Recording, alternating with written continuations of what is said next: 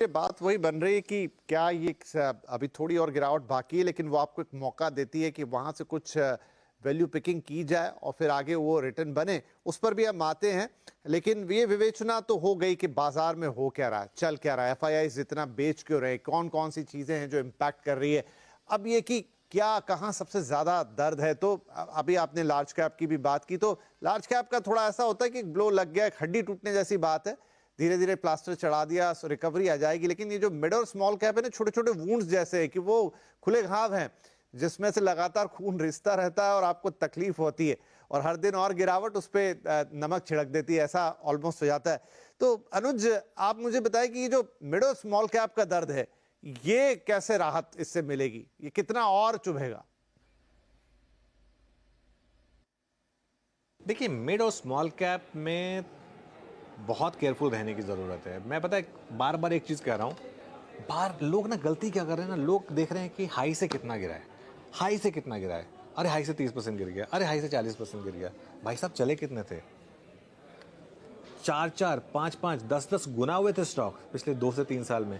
अगर आपने for example 2 साल पहले स्टॉक लिए थे ना, कई स्टॉक से मैं एग्जाम्पल दे सकता हूँ जिनमें 40% की गिरावट के बावजूद आप 3 गुना रिटर्न पे बैठे होंगे 2 साल में। तो बताइए क्या फ़र्क पड़ गया उसमें? हाँ, 5 गुना थे वो आपके, वो 3 गुना रह गए। दिक्कत उसको है जिसने लास्ट के 2-3 महीने में लिया था।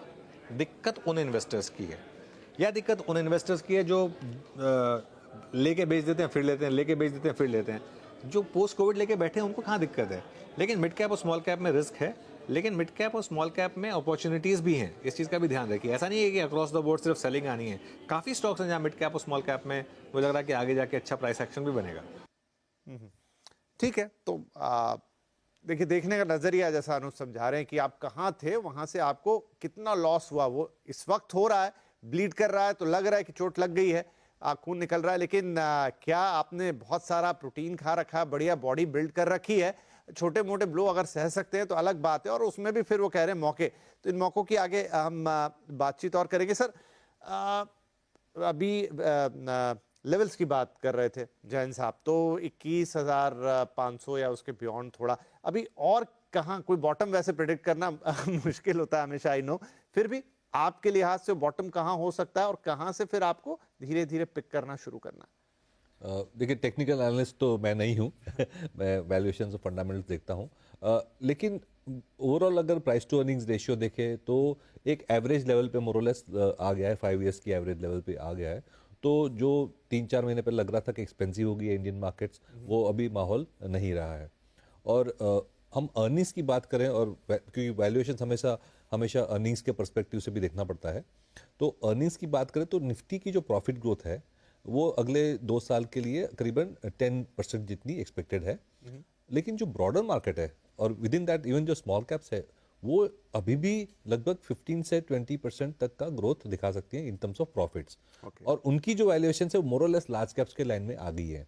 तो अभी मैं कहूंगा कि स्मॉल कैप्स और मिड कैप्स में एक्सप्लोर करना चाहिए। तो ऐसा लगता है कि इतने वॉलेटाइल एसेट क्लासेस, क्योंकि माहौल ऐसा है, बहुत वॉलेटाइल लगता है, बहुत डर लगता है। लेकिन अगर हम ऑब्जेक्टिवली देखें और स्टेप बैक करके एनालाइज करें, तो जैसे अनुज ने कहा, अपॉर्चुनिटीज जो है वो बहुत ज़्यादा है मिड एंड स्मॉल कैप में। क्योंकि हमने अगर क्लासीफाई किया तो 100 लार्ज कैप्स हैं, 150 मिड कैप्स हैं, तो 100 लार्ज कैप्स हैं, 150 मिड कैप्स हैं। लेकिन उसके बाद कम से कम 500 से 800 स्टॉक्स ऐसे हैं जिसमें से आप स्मॉल कैप में चूज कर सकते हो। तो एक डिवर्सिफाइड अगर पोर्टफोलियो बनाना है जिसमें लार्ज कैप भी है, मिड कैप भी है, स्मॉल कैप में है, तो चॉइसेस जो है वो बहुत ज़्यादा स्मॉल कैप में है।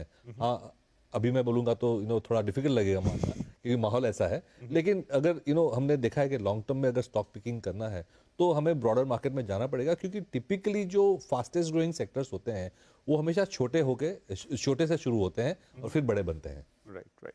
तो प्रकाश जी, इसी बात को आगे बढ़ाऊं कि अभी थोड़ा और सेटल होने दिया जाए, या वो वक्त आ गया है जहां पर ठीक है, ऐसा है कि वो तूफान आंधी, वो जो गर्द बह के आ जाती वो है, अब आपको उसको हटा के नीचे से चीजें निकालनी है, जिसपे अभी मिट्टी जमी हुई है तो आपको खराब गंदा दिखेगा। लेकिन अभी और थोड़ा सेटल होने दिया जाए और थमने दिया जाए, या फिर अब वो वक्त आ गया जब आप चीजों को चुनना शुरू कर सकते हैं?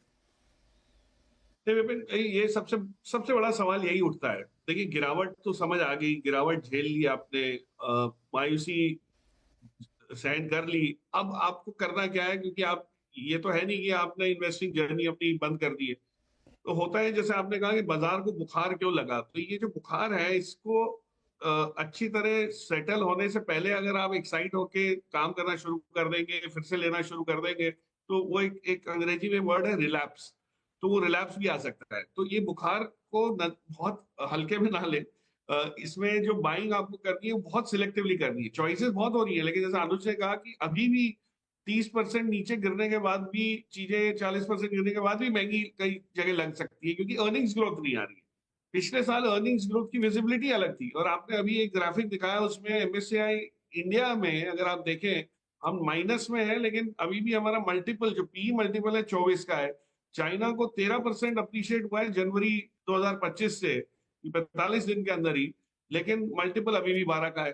तो ये जो रिलेटिव अट्रैक्टिवनेस है, ये देखते हुए मुझे नहीं लगता कि एफआईज की सेलिंग अभी इतनी जल्दी यहाँ से थम जाएगी, या थम भी गई तो बाइंग आने में थोड़ा समय लग सकता है, क्योंकि China is proving to be far more attractive. Europe के बहुत सारे मार्केट्स है, जर्मनी को देख लीजिए, फ्रांस को देख लीजिए, तो वहां पे क्या है कि बॉटमिंग आउट प्रोसेस हमसे पहले हुआ तो हमारा हमारा नंबर भी आएगा। हमारा नंबर हो सकता है 3-6 महीने बाद आए, कि एक बार लगा कि वैल्यूएशंस एक एक रीजनेबल लेवल पे आ गए और अर्निंग्स ग्रोथ आने लगी, तो नेचुरली हमारा पी मल्टीपल सुधर जाएगा।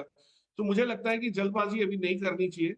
गिरावट कैसे आएगी, कब आएगी, ये तो मैं नहीं जानता, बट मैं तो कंपनी स्पेसिफिक जब देखता हूं तो मुझे एक चीज समझ आ रही है कि पहले अट्रैक्टिवनेस एंगल से अगर देखें तो आपको गिनी चुनी कंपनी सस्ते में मिल रही थी, अच्छे भाव में मिल रही थी, वो चॉइस थोड़ी सी बढ़ गई है, लेकिन अभी भी लेने लायक है कि नहीं, थोड़ा समय और लग सकता है। I would wait for earnings growth, पर हम लोग तो गुलाम है अर्निंग्स के। अगर अर्निंग्स है तो फिर कोई ज्यादा सोचने की बात नहीं होती कि निफ्टी कहाँ है और मिड कैप इंडेक्स कहाँ है। अर्निंग्स कंपनी की अच्छी है, मैनेजमेंट अच्छा है, बिजनेस आगे चल के दिख रहा है, आप ले लीजिए। सो वो स्टेज आने में मेरे ख्याल से शायद मार्च एंड क्वार्टर नंबर्स के बाद या जून के नंबर्स के साथ आपको शायद कोइंसाइड होते हुए ज्यादा दिखे। ठीक है, ठीक है, तो वो नंबर्स का इंतजार। हाँ सर जी बोले। एक पॉइंट मैं कहना चाहूँगा कि जब करेक्शन होती है तो बहुत पेनफुल लगती है, दर्द सहना मुश्किल होता है, लेकिन हमें ये भी देखना चाहिए कि इंडिया की परफॉर्मेंस पोस्ट कोविड है, वो सारी ग्लोबल मार्केट्स के कंपैरिजन में बाय अ माइल बहुत अच्छी थी। Okay, so even in dollar terms अगर हम देखें कोविड से, तो India was the best performing market in the world by a mile.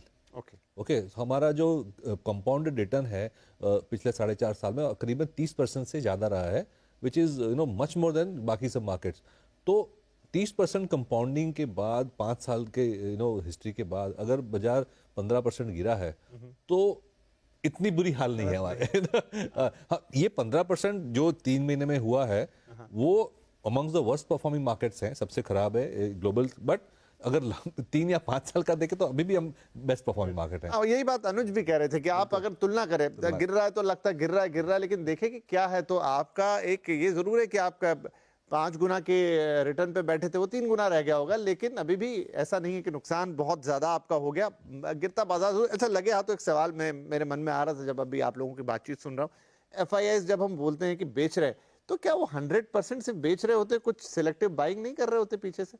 हाँ, ऑफ कोर्स चर्न तो होती है, बट नेट नंबर हम देखते हैं तो लगता है कि नेगेटिव है। अभी एक बड़ा ब्लॉक हुआ, आपने देखा टेलीकॉम कंपनी का, ऑलमोस्ट 4,000 करोड़ का बाइंग एक ही स्टॉक में हो गया। तो क्या सिलेक्टिवली ऐसी चीजों पे नजर रखें तो कुछ समझ में आ सकता है?